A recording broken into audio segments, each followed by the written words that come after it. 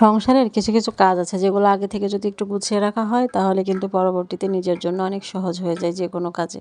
তো চেষ্টা করি আমি সবসময়ের জন্য কিছু কিছু জিনিস যেগুলো আগে থেকে করে রাখলে কোনো অসুবিধা হয় না বা সমস্যা হয় না, যাতে আমার মানে উপকার হয় পরবর্তীতে। তো আমিও চেষ্টা করি সেভাবে একটু কিছু কিছু জিনিস গুছিয়ে রাখার জন্য আর কি।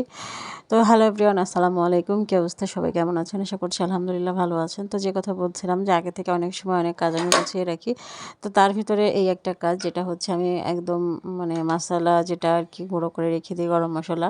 তো আমি এখানে কিছু লবঙ্গ, দারুচিনি, এলাচ, তারপরে জিরা, তারপর হচ্ছে এখানে বড় যে কালো জিরা, সরি কালো এলাচ আছে যেটা, ওইটা নিয়েছি। ওইটা নিলে একটু শাহি শাহি ফ্লেভার আসে আর কি। তো এগুলো দিয়ে ভালোভাবে একটু ভেজে নিচ্ছি, তারপর এটাকে আমি ব্লেন্ড করব। তো ব্লেন্ড করে রেখে দিব। তো আমি প্রত্যেক মাসেই চেষ্টা করি এভাবে যদি গুঁড়ো করে মানে রাখার আর কি। তাহলে হয় কি মানে হুটহাট করে এটা বাটার ঝামেলা থাকে না, না হলে কিন্তু তরকারিতে মানে দেওয়ার জন্য আর কি আর মনে থাকে না এটা করতে আর কি, আর একটু ঝামেলা মনে হয় আর কি। তো ওই জন্য চেষ্টা করি এর এক কোটা যদি আমি বানিয়ে রেখে দিই তাহলে আমার এক মাস একদম অনায়াসে চলে যায়। তো এভাবে অনেক সময় আপনারা চাইলে এভাবে কিন্তু করে রাখতে পারেন। আর এখানে যে আমি শাহি ফ্লেভারের জন্য যে কালো যে এলাচটা দিয়েছি, এটা দিলে কিন্তু অনেক সুন্দর একটা ফ্লেভার আসে। চাইলে এর সাথে জয়ত্রী দেওয়া যায়, তবে জয়ত্রী দিলে এটা অনেক বেশি একটা কড়া ফ্লেভার আসে, যেটা বাসায় মানে সবাই বেশি পছন্দ করে না, ওই জন্য আর কি। তো শুধু এভাবে করে দিলে এটাও কিন্তু ভালো লাগে। তো এটা রাতের দিকে করে তারপরে কৌটা করে রেখে দিয়েছিলাম। আর এটা পরের দিন সকালবেলা, তো সকালবেলা ডিম সিদ্ধ করে খেয়ে তারপর আবার আম্মু ফোন দিল, ওই জন্য বাসায় চলে আসছি। তো এসে দেখি আম্মু এখানে নাড়ু বানিয়েছে, তো ওইটা খাচ্ছি। আর নাড়ু থাকলে আমি মানে আমার সামনে যদি থাকে আমি হাঁটাচলা করি আর এই নাড়ু খেতে থেকে আমার কাছে এত ভালো লাগে।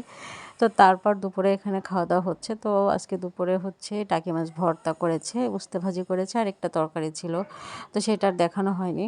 তো সন্ধ্যার দিকে স্বামী বলতেছে পিৎজা খাবে। তো পিৎজা যেহেতু মানে খাওয়াতে পারছি না, তো সেহেতু এখানে ডিম একটা ভেঙে মরিচ পেঁয়াজ দিয়ে, তারপরে এখানে কিছু মানে ব্রেড ছিল ওইগুলো দিয়ে ফ্রাই প্যানে দিয়ে, তারপর উপরে কিছু সস দিয়ে আমি এভাবে করে দিয়েছি। এটা খেতে কিন্তু ভালোই লেগেছিলো, খারাপ লাগে নাই। চাইলে আপনারা কিন্তু বাচ্চাদের এভাবে দিতে পারেন, মানে এটা পিজার একটা ফ্লেভার আসছিল আর কি। তো সসের জন্য আর কি বেশি ভালো লেগেছে। তো যাই হোক, তো পরে হচ্ছে অনেক রাতে যখন 8:30 9টা বাজে, তখন আমি আব্বুর সাথে একটু বাইরে বের হয়েছি একটা ফোন কেনার জন্য। সেটা হচ্ছে আম্মুকে একটা ফোন কিনে দেওয়া হবে।